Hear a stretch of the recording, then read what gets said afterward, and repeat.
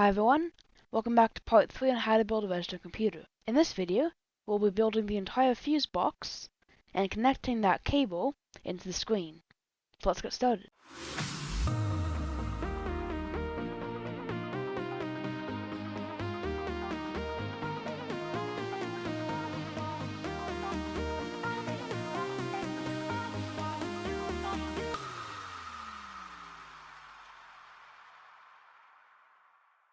So we left off in part 2 with this cable connected, well, mostly connected. We need to connect it to the battery indicator. We also need to connect the power for the battery indicator itself to this cable. Now, before we do that even, we need to figure out which line in the cable goes to which level of battery or power. And I'm going to just label that signs, so I'll get back to you. Now that we've labeled these wires, this will make it helpful to connect the right wire to each one of these indicators and the power. So let's start with connecting the main power. Now one thing I just realized is I need to destroy the sign in order to connect the wire, but what I'm going to do is copy the entire front and paste it right over here. Now with the key of which wire means what, we can destroy these signs. If you're wondering how I managed to get the right sign for each wire, I broke a connection for every single wire except the one I was labeling, and then labeled the only wire in here that was switched on. That's how I did it. This key tells us main power is this top left in this position here. So we're going to drag that out enough so we can easily unpack and away everything else. And then we're going to get it on the ground with a staircase. If your build is slightly different to mine, which it almost always is because I've not made a very clear tutorial to follow, then your run will be slightly different. Now that I think about it, this isn't really a tutorial, it's more like watch this guy build a computer himself, because I really haven't made it very user-friendly. It's a cool thing to watch, I think at least, but it isn't really easy to follow. So this indicator is now on. One wire down, another 7 to go, and I'm going to start with level 1 and level 2. These ones just at the bottom can just go straight down. Like I said before, there is no point in showing you this cable run because your run is almost always going to be different because I don't even show you the parameters in which to build it. So I'll just show you when I finish the entire runs. So after even more suffering, this is finally finished. And this is the even greater nightmare of Redstone that powers it. The way I manage cable runs in Redstone is I just pick the wire and just run it wherever I want because I don't want to spend the centuries of time required to have neat Redstone. And with that icon done, I like to have a test run to see how long this battery lasts, because this week when I'm recording this, I had the time to just let my computer run Minecraft and let the battery discharge. So let's see how long this battery takes to discharge and then charge. And let's begin.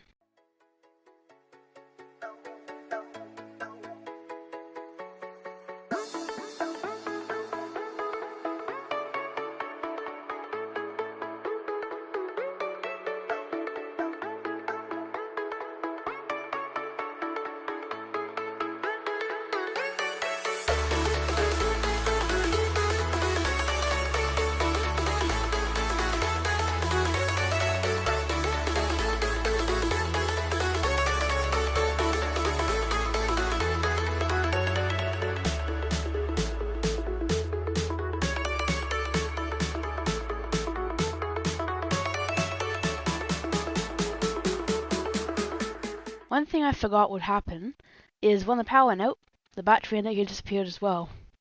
But now the power is back on, something should be happening. I forgot to connect the power to this. And now it's on. I haven't edited this part yet, so I don't know how long it's been. I'll leave it going for another unknown minutes, and I'll get back to you at the end of that.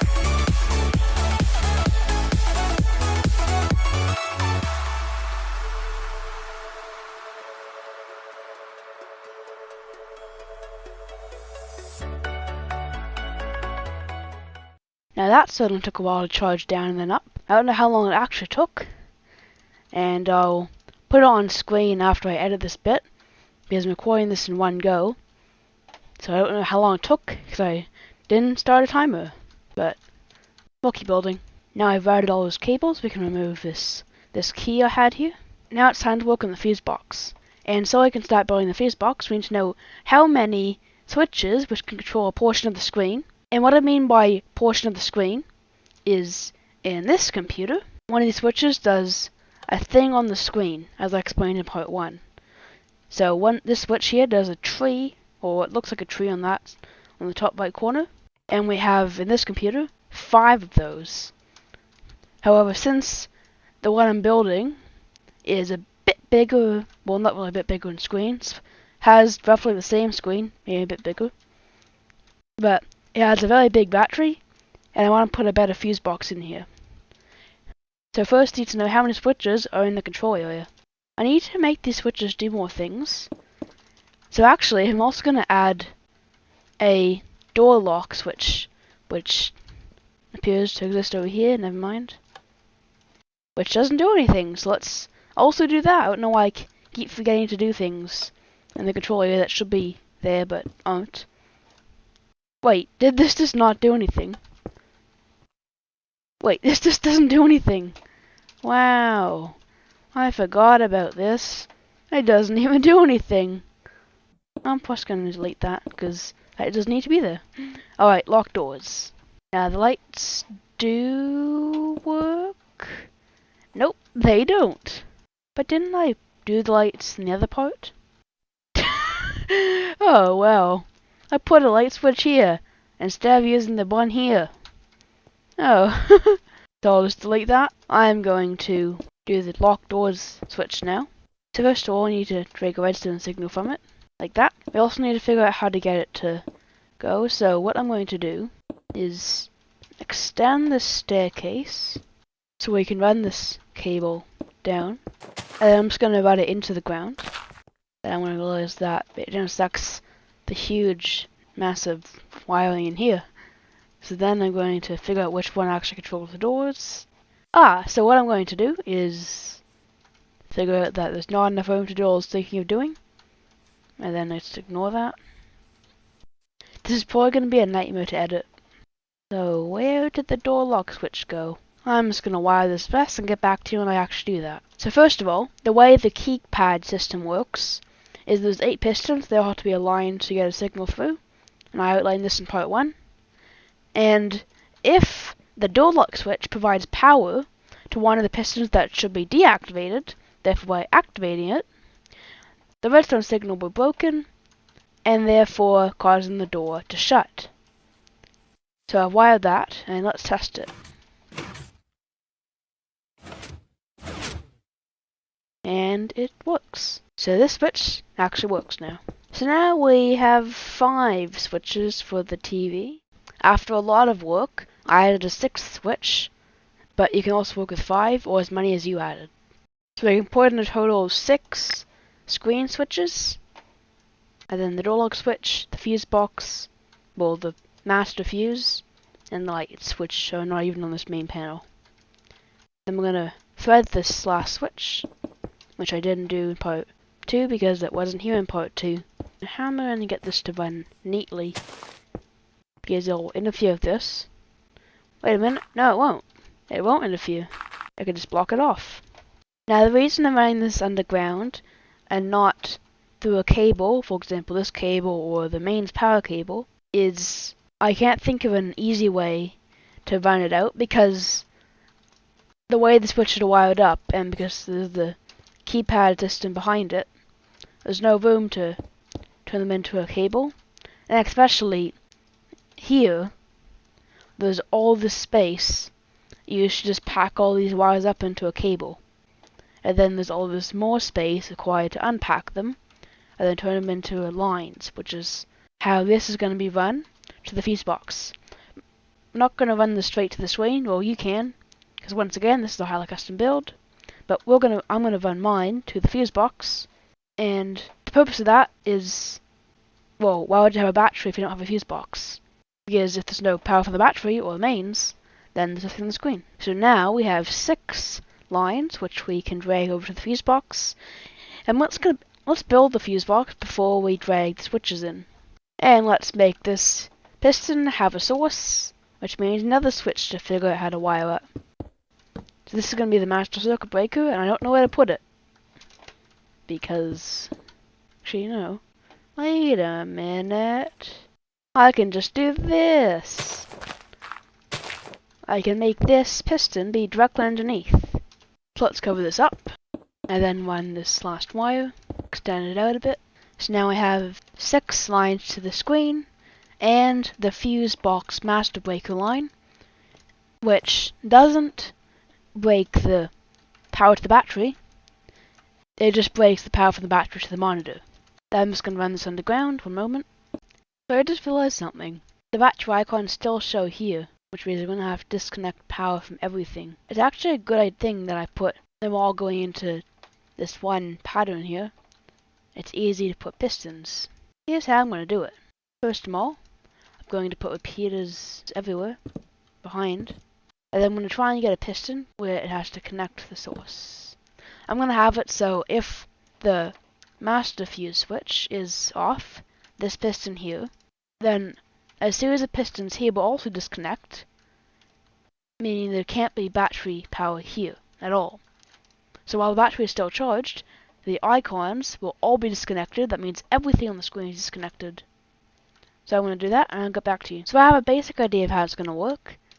Due to me forgetting how vertical piston fuses work, I'm going to use gravity blocks. And the reason I'm going to use a single block with the piston up here is when the piston extends, power from the battery comes down to the piston, keeping it up. So if the power is moved, then it'll still be up. With this system, the power from this block cannot hit the piston, and due to me using sand, aka a gravity block, any gravity block will do, when the piston is retracted, all the blocks will fall back down. I'm going to apply this to the other 6. So I just realized something.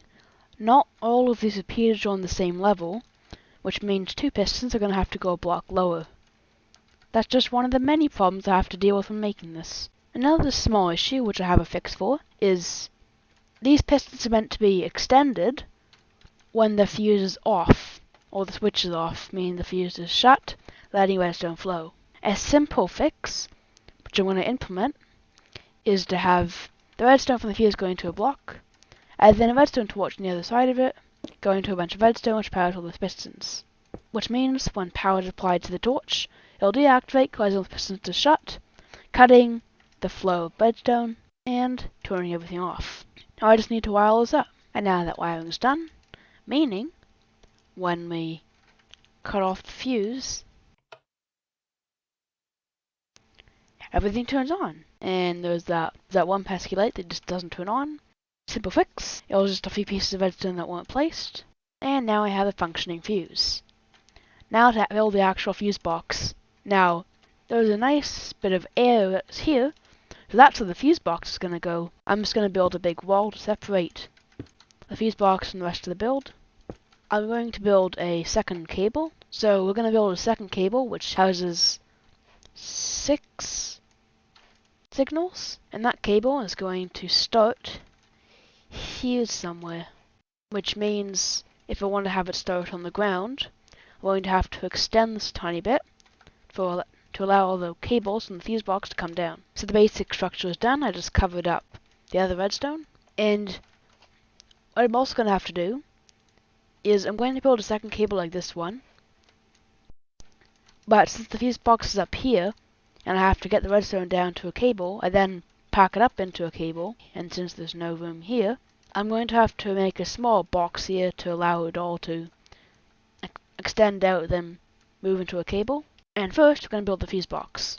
And my fuse boxes are always made using pistons, so let's make a few of those. These ones are going to be upside down.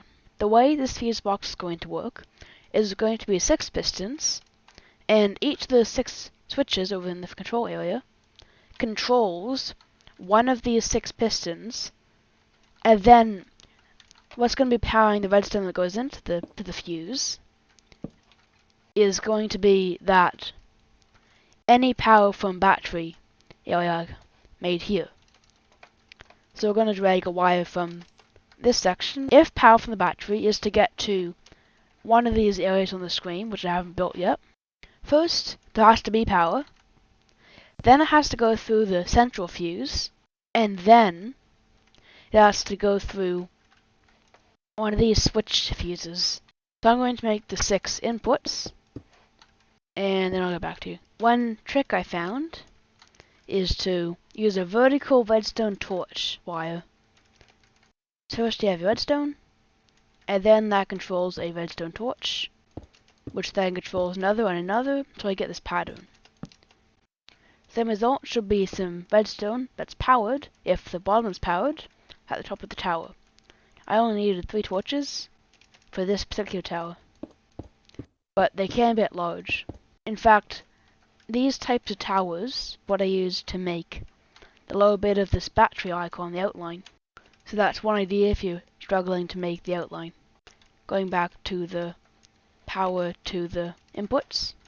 Now thanks to that torch tower, that was a somewhat simple run, but it can get complicated very quickly if you don't have a good messy wiring solution.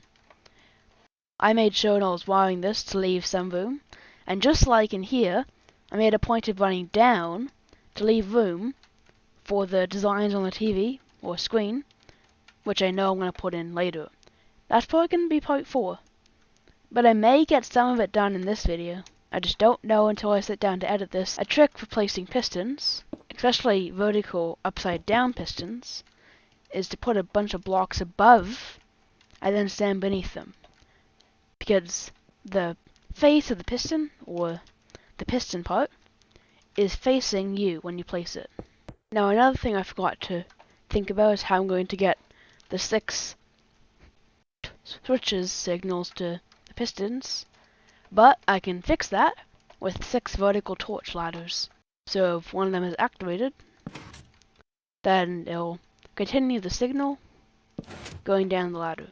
One thing with using a lot of repeaters in the circuit is there's going to be some delay. So if I break this fuse, it takes some time to turn it off, and that's a very interesting design. The way it just takes forever to turn off. Look at that. So I just found a good use for that blinking feature. Now, if you're using this computer on battery power, then it will warn you just as it's about to shut down. I'm going to have to improvise the wiring of this fuse box once again, and I'll get back to you. I might as well construct the cable now, or part of it.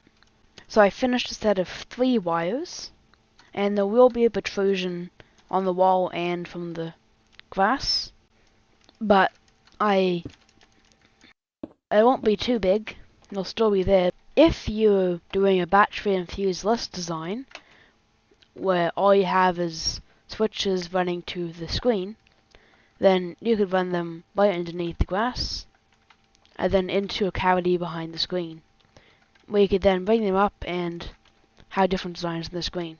In our example, I'm going to make a fuse box, but that's just another idea. Just have them going to the screen and have different designs. It's looking pretty nice.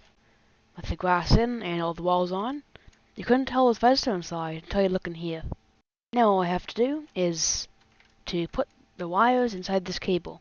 I think all we're going to do in part 3 now is to put the wires inside this cable, and then run that cable into here, and then that's probably going to be it, and then part 4 is going to be designing on the screen. Let's get to put everything inside this cable. Now, it doesn't matter which wire we put where, because when we make our designs on the screen, we'll just figure out which switch does what design, and then I'll label the switches accordingly. The only thing I have to take into account is each wire cannot intersect with each other. What I mean by intersect is, let's say a wire crosses over into here. These 2 are connected now, and 2 switches control the same thing. We don't want that happening, so I have to be careful with the way I do this. It only took me about 5 minutes. And now, the only thing left to do in this video is to run this cable, which is something I can do off camera. We can also cover up this last corner of the fuse box and battery. And now that cable is all done, that's gonna be it for this video. So I hope you enjoyed. Make sure to like, comment, and subscribe, and I'll see you in part 4. Bye!